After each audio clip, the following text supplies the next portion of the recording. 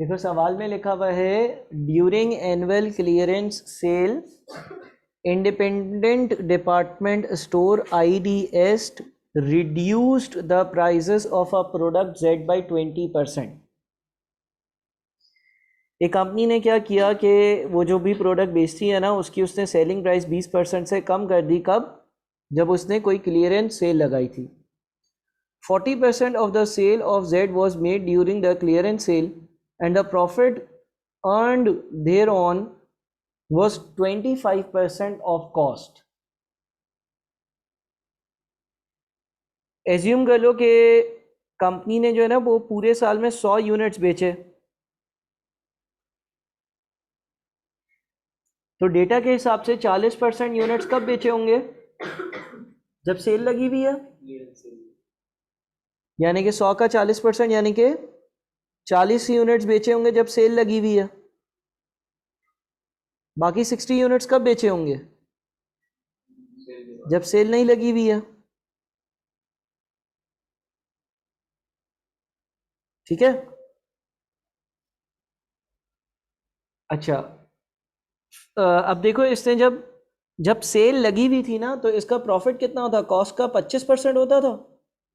इसका मतलब एज्यूम कर लो कि जब सेल लगी हुई थी तब जो कॉस्ट है ना वो X थी, तो प्रॉफिट कितना था बताओ? 0.25x, कॉस्ट का 25%। भाई अगर कॉस्ट X थी तो प्रॉफिट जो है वो X का 25% यानी कि 0.25x था। सही है। तो इसका मतलब जब सेल लगी हुई थी तब सेलिंग प्राइस कितनी थी? 1.25x। हाँ या नहीं? क्योंकि जो सेलिंग प्राइस होती है वो उसमें कॉस्ट और प्रॉफिट दोनों कंपोनेंट्स इंक्लूडेड होता है। ये क्लियर है? अच्छा, जब सेल नहीं लगी हुई होगी तब एक चीज कितने की आती होगी?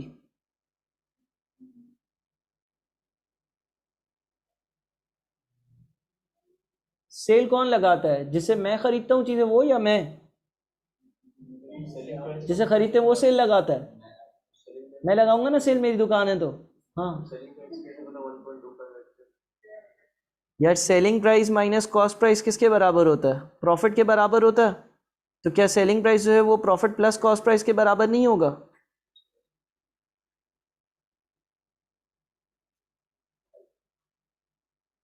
अब मुझे बताओ कि जब सेल नहीं लगी हुई होगी तभी भी कॉस्ट कितनी होगी? एक्स ही होगी ना।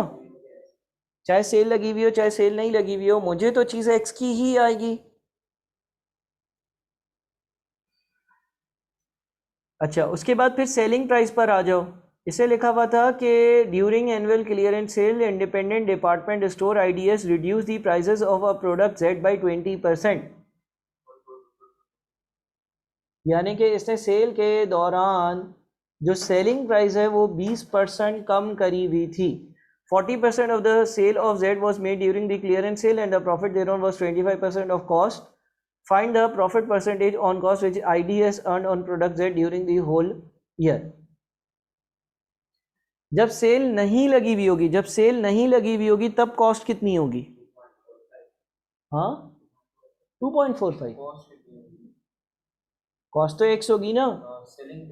सेलिंग प्राइस कितनी होगी? 1। क्यों? 1.05।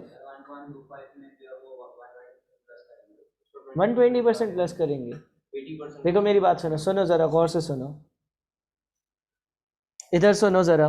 एक चीज की सेलिंग प्राइस जो है ना वो 200 रुपये, दुकानदार ने 20% सेल लगा दी। एक चीज की सेलिंग प्राइस पहले 200 है, दुकानदार ने 20% की सेल लगा दी। 20% की सेल लगाएगा तो सेलिंग प्राइस कितनी हो जाएगी? कम हो जाएगी ना। 200 का 20% लो,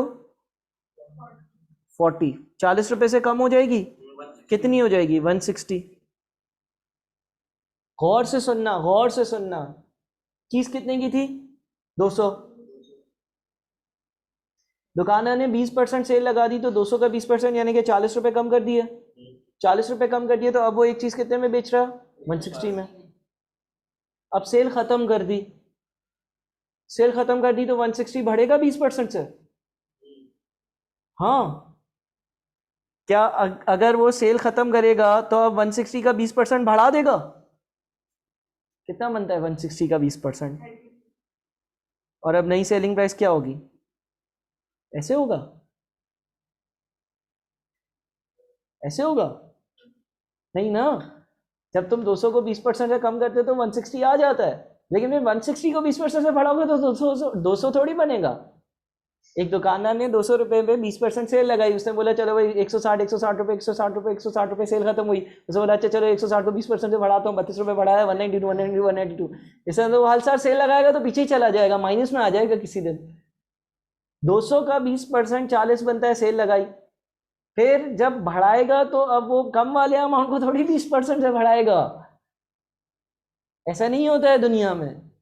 बल्कि अगर उसको ये मालूम करना है ना कि भाई 160 वाली चीज़ सेल से पहले कितने की थी, तो वो बोलेगा 160, जो टोटल अगर 100 होता ना तो उसका ये 80 हिस्से हैं, 20 हिस्से कम कर चुका हूँ, तो अब अगर बढ़ाने हैं ना तो इसको 80 से डिवाइड और 100 से मल्टीप्लाई करेगा वो।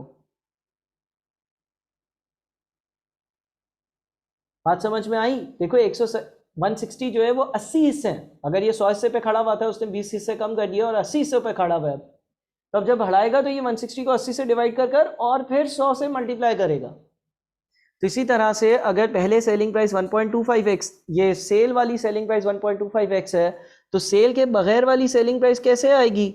1.25x जो है वो 20% डिस्काउंट के बाद है, 80 से डिवाइड करो और 100 से मल्टीप्लाई करो, कितना? 15। कैसे कैसे बातें करते हो तुम लोग? 1.25 डिवाइडेड बाई 80 इंटू 100, 1.562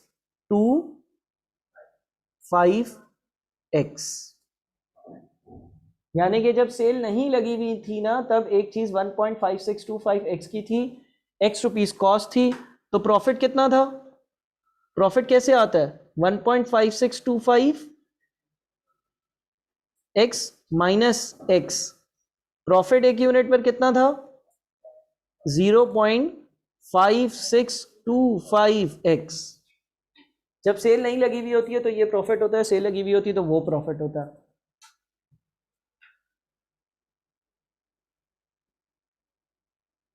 यही है ना शायद, या नहीं? कुछ गलती तो नहीं की हमने? ठीक है,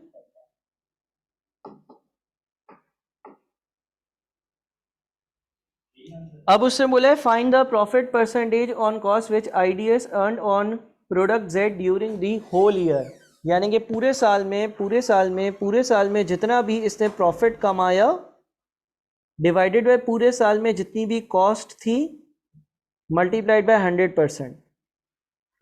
अब पूरे साल में इसने 40 यूनिट्स ऐसे बेचे हैं जिसपे इसने 0.25 का प्रॉफिट कमाया है, तो 40 इंटू 0.25x। और पूरे साल में 60 यूनिट्स ऐसे बेचे हैं जिसपे इसने 0.5625 का प्रॉफिट कमाया है, तो 60 इंटू 0.5625x, ये पूरे साल का प्रॉफिट आ गया। और पूरे साल में इसने 100 चीज़ें अगर बेची हैं तो हर चीज़ इसने x के हिसाब से खरीदी थी। इसको सॉल्व करो,